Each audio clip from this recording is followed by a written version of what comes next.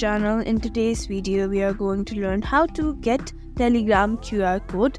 Let's begin with the tutorial. Firstly, open your Telegram app. Then after, over here you can see a three-dot icon or three-line icon. Tap on it. There you can see your profile, new group, contact, call, saved messages, settings, invite friends, Telegram features. So tap on settings. Then after, over there you can see at the top QR is there. You can see this icon over here.